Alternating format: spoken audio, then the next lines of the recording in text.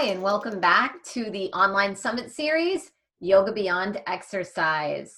Today's guest is Silvie Lockerova. Silvie is an alternative therapist that includes Reiki, quantum healing, and several other modalities. She is a mom, she's a wild swimmer, and so much more. She's originally from Czechoslovakia, which today is the Czech Republic. And you're going to hear a little bit about that during our talk. So I hope you enjoy it as much as I did. Welcome, Silvie. Thank you. Thank you for having me. Yeah, I'm so excited to talk to you today. So Silvie is a dear friend of mine. She is a fellow winter swimmer. She is also been a friend of mine for a very, very, very long time. And she's a healer, and she's from the Czech Republic, living in the United States. So one of the things that we've talked about over the years, Silvie, that I find fascinating and very unique about you is, well, how you got into being a healer, but what life was like for you in the Czech Republic, before, things became more, let's say, rested over there. Would you mind sharing with the audience a little bit about you and your Sure. background? Yeah. Cool. So it was actually Czechoslovakia, Mm-hmm. and it changed into Czech Republic when I was about 14. And what was really interesting was actually experiencing the transformation. And as a child, I was kind of like growing in two different worlds. One was at home, where my parents told me what is going on, and that I cannot share stuff, what they talk about in the house, because it was communistic, right? It was basically a dictatorship from Soviet Union, right, taking over the Eastern and Central European countries. Mm. So that was kind of not really great time, when I knew that there was not much future for me, since my parents were not communists. And excuse me, since my parents were not communists, and they were preparing me for no future, like, you are not going to be able to go to school and study because your father actually was in the past a troublemaker, a political prisoner. So there is no future, and no future for traveling neither. And also there was absolutely no freedom. People were restricted from any religious beliefs, and also from any art expression. And there was no freedom of speech, nothing. And basically we were told that the only thing is the Marxistic idea, right, what to follow, and equal distribution for everyone. Things were taken away from people, their little businesses and everything was taken away, and it was nationalized. And then it was not really equally distributed, it was just nationalized, right? And in 1989 there was this big change. It started with the fall of Berlin's Wall. And in the same time, somehow, it was like, it was a very special energy going on. In the same time, in Prague, there was a peaceful demonstration, which I mean peaceful. People were honoring a guy who actually sacrificed himself for going against the oppression years ago. So they were basically only honoring him, meeting on the main square. They got surrounded by police, by armed police, and attacked. However, the crowd was singing and offering flowers to the police. Not a violent response.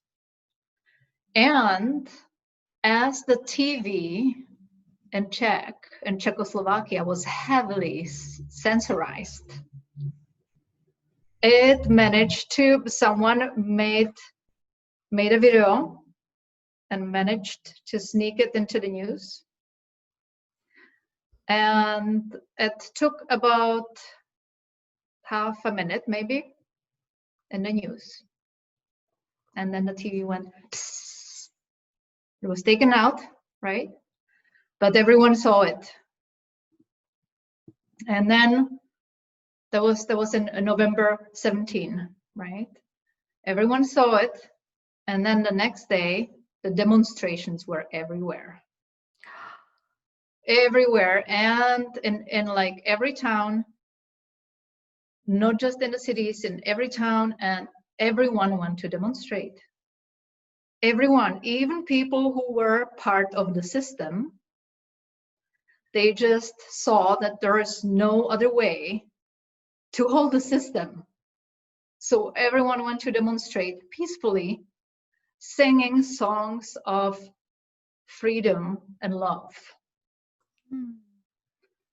And it took a month and a half, and we've got a new president, Václav Havel, right? And all government and everything was changed.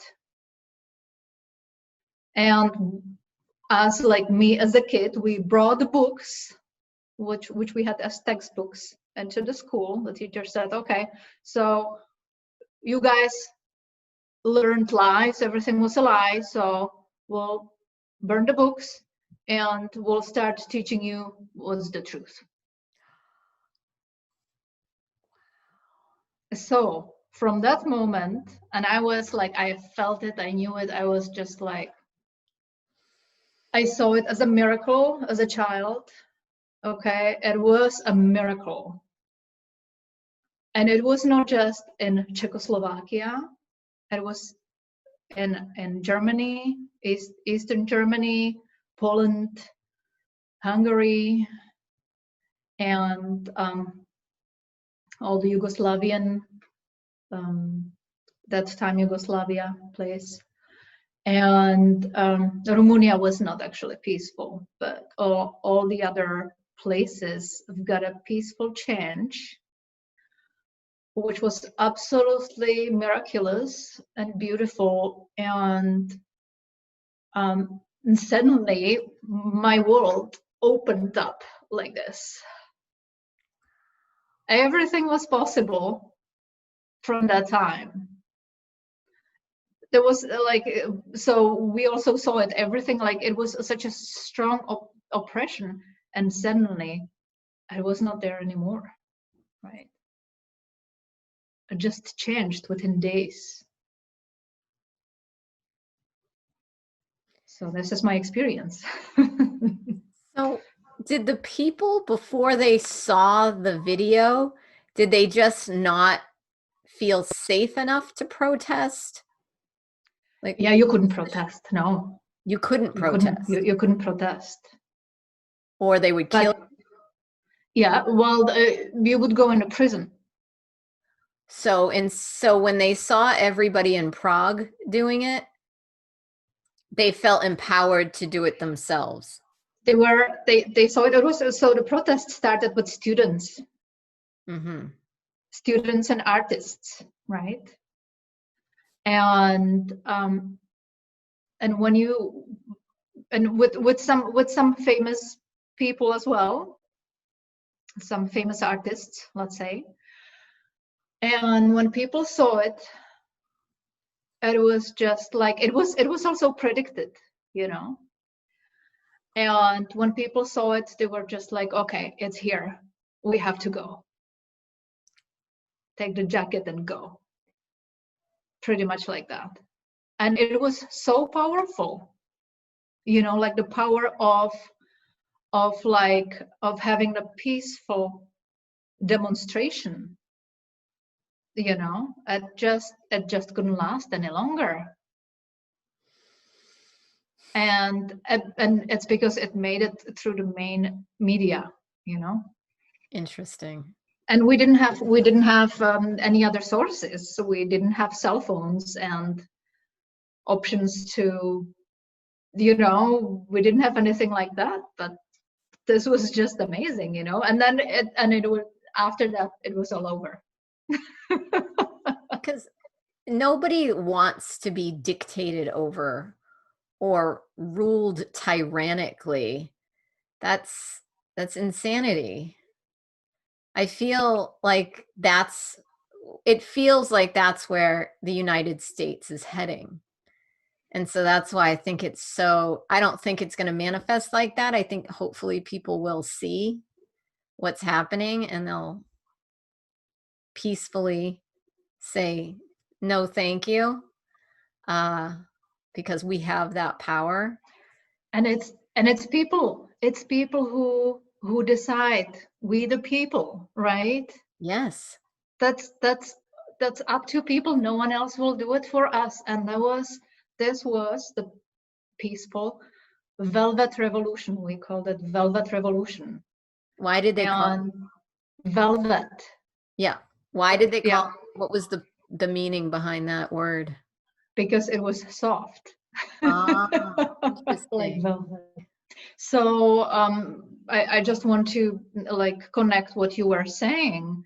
I think a lot of people see what's going on, and who really can change it is people not really accepting what is happening and just saying no thank you, and going with peaceful songs and love. And actually the energy and the vibration was so high. Oh, I can imagine. It was like, you can go on like YouTube and find, like, especially when it was going closer to the new year, and on the new year we've got a new president in 1990. It was such a high vibration. It was amazing. And this vibration went everywhere. Like the system just like couldn't last. It was a domino effect of like all over, you know. Wow. And you lived through that. Yeah. So that's something what really formed my life a lot. And I know this is possible worldwide. Mm-hmm. Because this was a big part of the world, right? Mm-hmm. Yeah, I think it's so profound that the teachers were like, this information that they're teaching, that's not correct, and we're gonna burn these books. I hope that's what happens here. There's a lot of incorrect and a lot of misinformations which people grew up on, you know.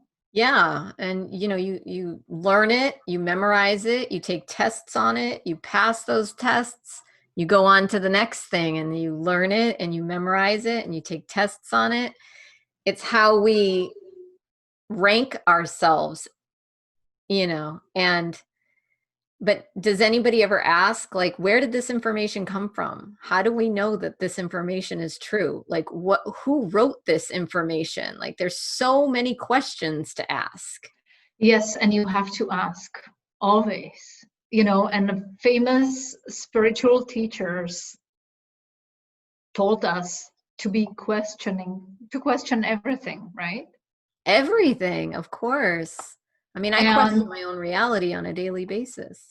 but so we had like such a strong propaganda, right? When some people were brainwashed and some people were just taking the ride with it and were like looking to have like as much as comfortable life possible, and some people hated it.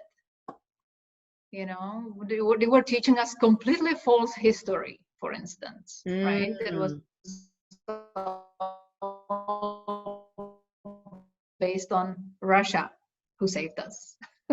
right. So they were telling you. However, this was not taught. That was only 40 years. So like the older, you know, my parents and the grandparents knew it. That just started like it was not there forever, you know. Yeah, so they knew for Yeah, sure yeah, that the new information was not correct. yeah. So the Russians came in and they tried to teach the young people that Russia had a role in the country more than it did. Oh yeah, Yeah. Hmm. Fascinating. yeah. So how did that shape your life after that? Like how did that Well, so few things. I I know I have to question everything, and the trust where I based my trust, it has to come within from me, right? I know that I cannot be trusting something which I see in media, on, you know, in news, and that's like, am I going to be trusting that? No. Why should I? What's their interest? Who is behind that? Who is owning the media? And what's their interest? Right? Absolutely. Yeah, exactly. And also how it shaped my life. I believe in miracles, and I experienced this amazing high vibration. And as we are talking, we are like, you know, many people talk now, we are going into the 5D, right? From 3D, we're working on changing our vibration. Everyone is talking about it, right? Well, Or every spiritual person is talking about it. So I think we already had it in Czechoslovakia that time. And then it went kind of like wherever afterwards. But the momentum on the change, you know, and with it, there was a lot of positive changes. People really like blossomed with their lives, you know. There was no more oppression. There was freedom. yeah, so you went from being taught by your parents that you couldn't go to school and you couldn't travel and that you weren't going to have much of a life to like being free. And we were also, I mean, we experienced things in school. So certain children were bullied in school by the teachers, like literally bullied in front of the whole class. Yeah. And why would certain kids get bullied in front of the class? Well, the teachers were so brainwashed. They were communists, and they were just like, well, tell us about your parents. And we've heard you go to church. So like some strong bullying. That's I can see that here too, you know. Yeah, it's a lot of bullying. So did you get called out did you get called out because your dad No, would? well, I did get not I mean, I've got called out on misbehaving, and then they added some stuff to it. But my cousin was bullied like for like I don't know how many years. Too bad, you know. Mm. Wow, amazing. It's amazing that you experienced that kind of freedom as an impressionable young person whose mind is still growing and expanding. Mm-hmm. Wow. So how did it come through your healing, the healing work that you do? How did that come about? Well, my healing work was more linked to the experience which my mother went through when I was a little child, and my mother was recover, or she used alternative healing for ovarian cancer, and actually in Czechoslovakia at the time, it was before the revolution, all alternative healing was forbidden. Ooh. Mm-hmm. It was illegal. So it was under the table alternative healing. So she was seeing a healer, and then started with doing a lot of herbal healing and hands-on healing, and that's what actually saved her. And I was going with her to the sessions, looking at it, and also I was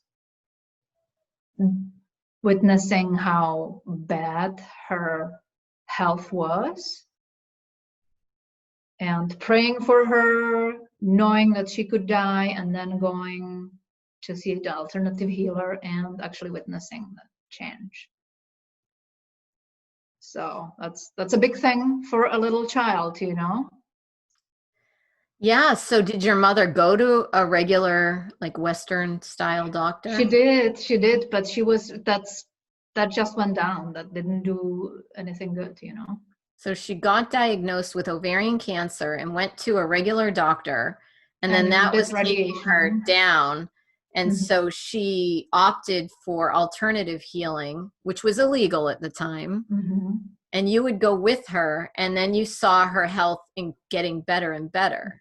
Yeah. Okay. And then she healed. I mean, your mother. And she healed. Yeah. Your mother is living to this day. Yeah. And she's doing actually pretty well. Yeah, amazing. So you witnessed all that. So that left a very deep imprint. Yeah, totally. And then I was just like reading all books on intuition and about herbs and stuff like that, you know, because that was like always on the table. So I went through it. Wow. And so how do you work with people today? Well, it's kind of shifted pretty much. You know, I started with Reiki, and that you know, actually developed quite some intuition with Reiki, a lot of feelings and sensations. And today I focus on quantum healing. I still do Reiki and other forms of energy healing. It kind of depends who is the client and what they deal with. Well, for those who may not know, what is Reiki? So you can explain to us the difference. So Reiki is pretty much widespread around the whole world, hands-on healing. So we put hands on, or it doesn't have to be on the body. It can be above the body on the aura, or it can even be a distance healing. And we are doing, we are channeling the universal life force energy. And our client, when the client gives a permission, they are open to this energy, to this divine, intelligent energy, which actually knows what to do. And our body knows what to do, right? Our body has the divine knowledge how to heal. So it's just opening and letting go of the extra healing and positive and loving energy. That's what Reiki is. I think that's a good reminder to us all that we have that, our bodies, and we have that intelligence within us, you know, to heal, to be healed without putting things in our bodies that cause so much trauma in the body. We can heal from all of it. One of the things which we were not trained, most of the people, is that we can heal and how to heal. But also one of the lies we were told is that we are not divine. And with these healing systems, we are connecting with our life force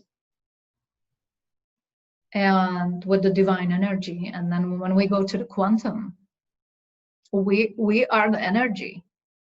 We are one with the creator, with the quantum healing.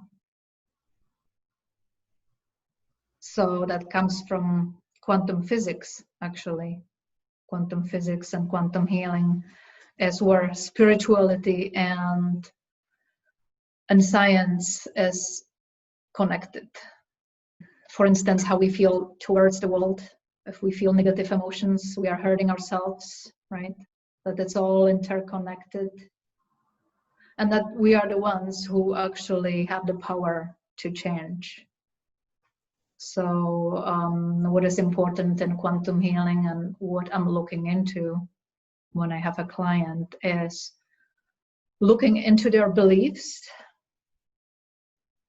and why these beliefs are there, into the negative beliefs, and discovering where these beliefs are coming from, because it may be not just from your life, it can be inherited and programmed by your parents or grandparents or the society, right? The culture. It can be even coming from the past life. So and it may be a strong belief which is stopping you from your happy life, from success, you know, from being you. So do you think it's very important for us to look deeply at our belief systems? Is that like a core tenet to a healing process? Yes, absolutely. Yeah. In your experience, what's the most common belief that people have that causes like a disease in the body? So what I can see a lot, which comes to my mind, self-worth and deserving, right? If you are worthy, you deserve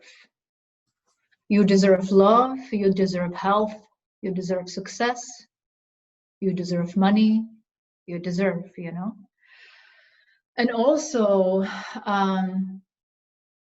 I see a lot when there's a problem, and now actually in this time of 2020, there is a lot of first chakra issue. I'm not safe. Okay. Mm-hmm. And that may be underlined by an early life experience, not being safe. And that's not, people even don't know that they have the belief. It's a program. It's a subconscious fear. People may not know. And that may be coming even from prenatal life, you know. Mm-hmm.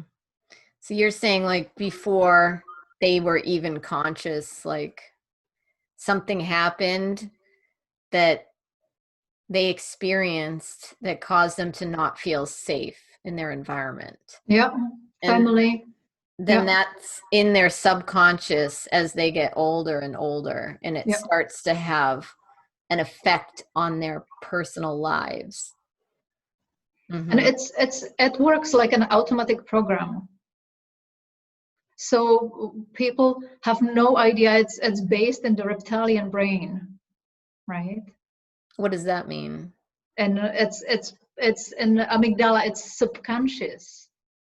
Okay. It's like people just react to things conditioned by,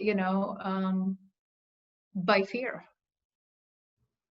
So it's a reaction, but it's based on like past trauma, past experience, which is rooted in the childhood somewhere. Mm-hmm.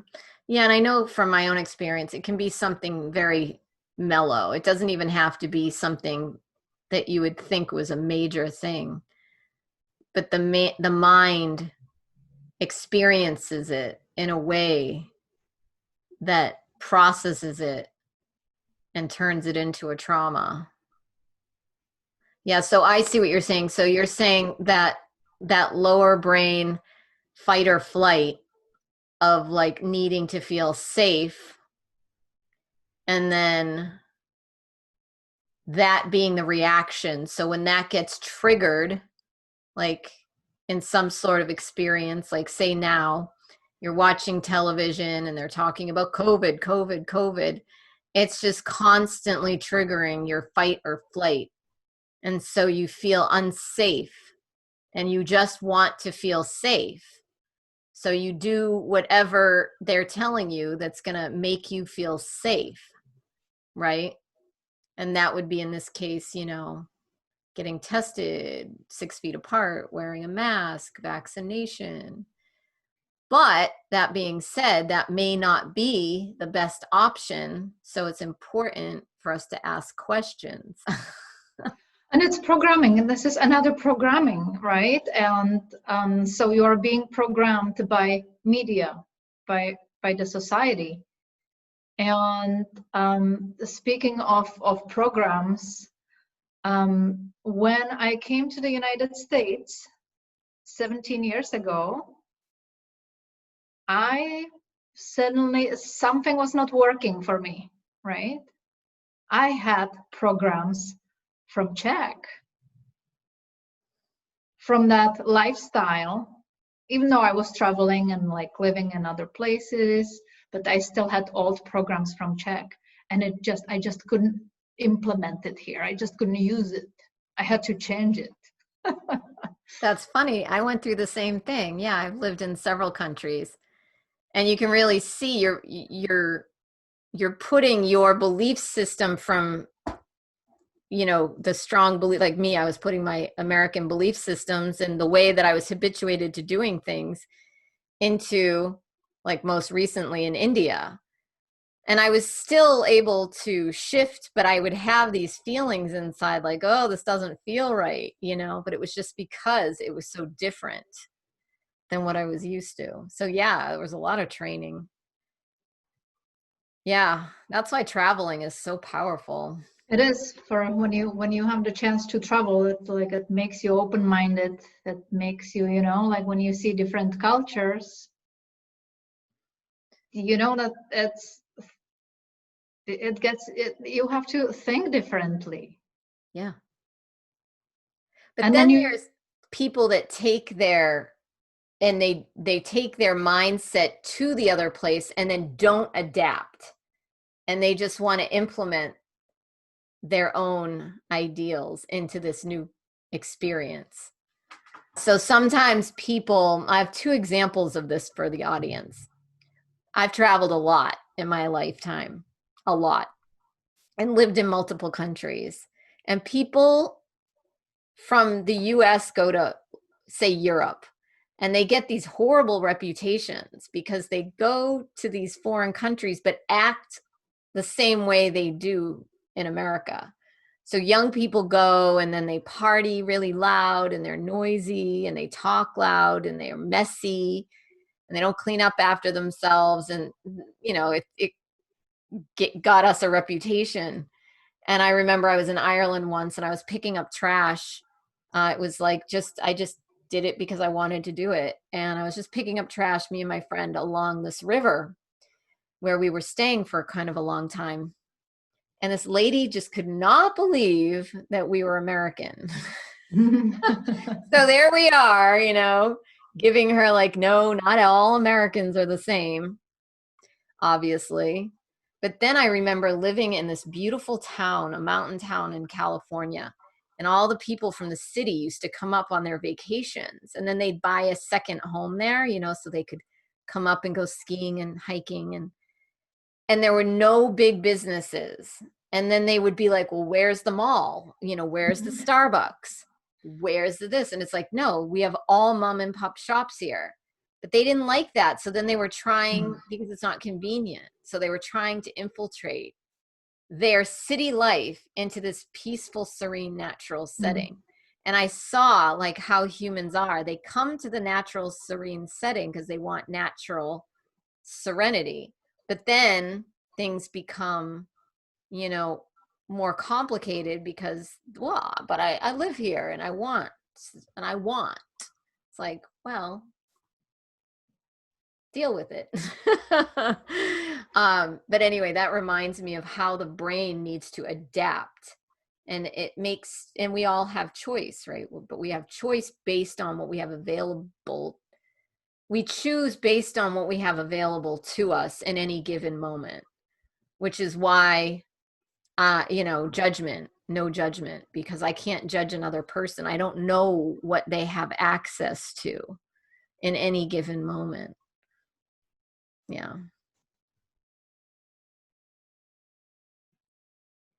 Yeah. I'm just thinking of my experience, not that that's really that important, but being in Africa and actually like working with in Mozambique and working with the local people on like building restaurants from bamboo sticks and like, you know, like basically having the hands in the ground. And they were all pretty much shocked that that they called me the white person, that the white person actually works. So it's not just giving instructions and having ideas and say you will do this and that, but actually, and giving money, right? But actually working with them. Isn't that funny? I get that. Yeah, they had ideas like because they're used to only getting talked to and talked at by maybe somebody with white skin, and you know, money coming their way from that. But actually doing the work and seeing them as peers, equanimity. Yeah. Yeah, humility, you know, integrity, equanimity is so important, I think. Respect, honor. So, can you just tell us more about the quantum healing that you do, and what is, you said it's science and consciousness coming together, and I would love to hear more about that. So it's a big philosophy, right? And with quantum, we have to look further than into the 3D world. We have to go beyond and know that we are part of the consciousness of God consciousness, however you look at it, however you name it. And we are pretty much connected to everything and everyone. And speaking of time, if we are doing healing of a time, healing of past, which we call past, it's actually not not the past. It's all in the present moment. So the healing of something which happened in the past or past life or originated within our parents, we can actually heal now in the present moment. And from that moment, when we heal it and realize and understand the story behind it, then everything changes, and it changes. It changes from now for the past and for the future. So we are actually making a better future. Am I clear what I'm saying? Just share with us an example of somebody that you've helped with quantum healing.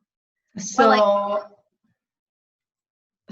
with quantum healing, we can work pretty much on anything, on any issues. It can be a personal issue, belief that we are lacking of something, and also believing that, for instance, like there's a problem in a relationship, right? So it can really like fix relationships, and any kind of relationship, a romantic relationship or a relationship within the family or anyone.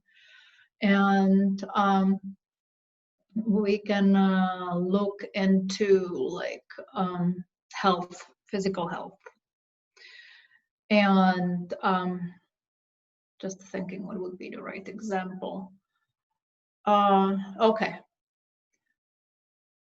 I just have this one is coming to my mind. So let's say I had a client who had a traumatic experience where she saw, she was not really knowing why she cannot have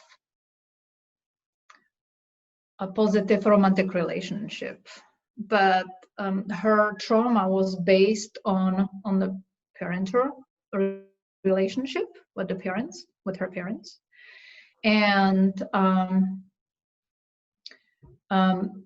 there was a moment, a major moment, which we had to heal, when she saw a crying mother and aggressive father. So she was taking the position of the mother, being the victim who cries and attracts the wrong partners who are actually not nice to her. Mm. Also, she took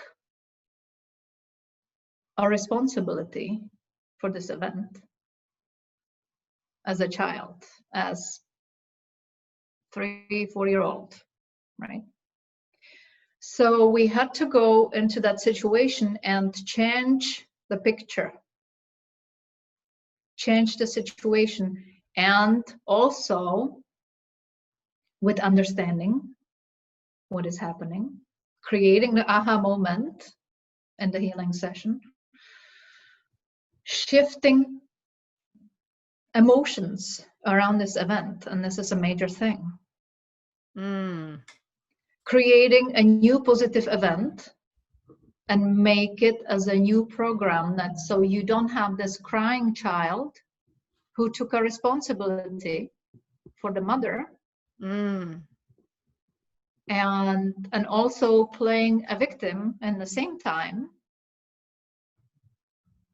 So resolving that, this client is not currently, I can share that. I know she would be fine if I share that.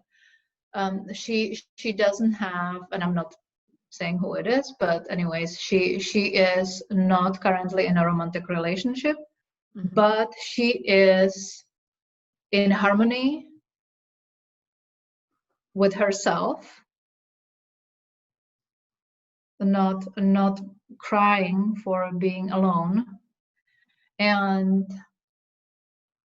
she doesn't have that guilt, which is also kind of, it was very subconscious.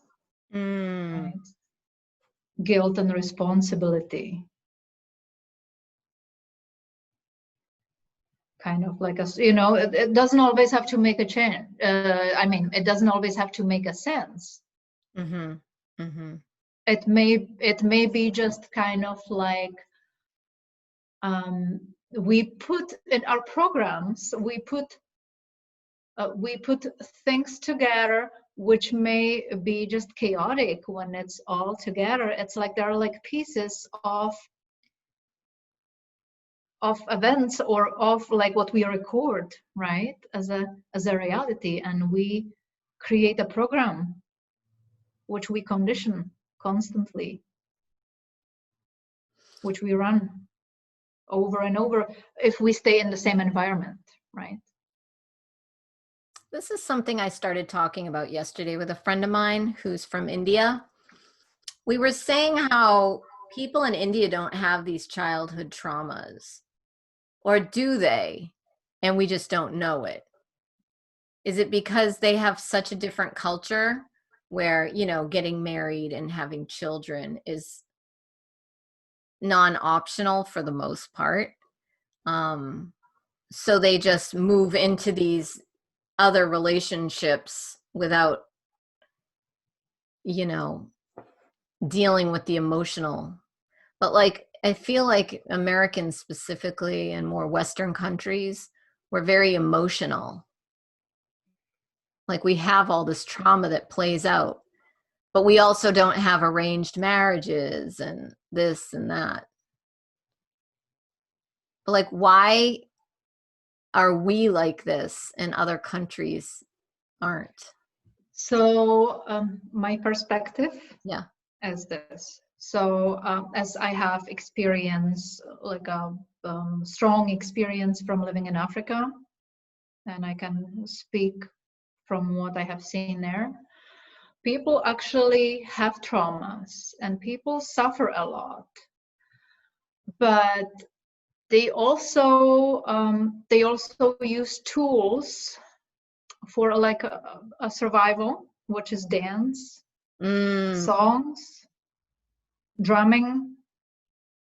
They actually in Mozambique, every night until the morning, you could hear drums and the rituals when they are actually working on a spiritual exorcism, sort of, like when you are removing the bad spirits and such. So they actually practice things pretty strongly.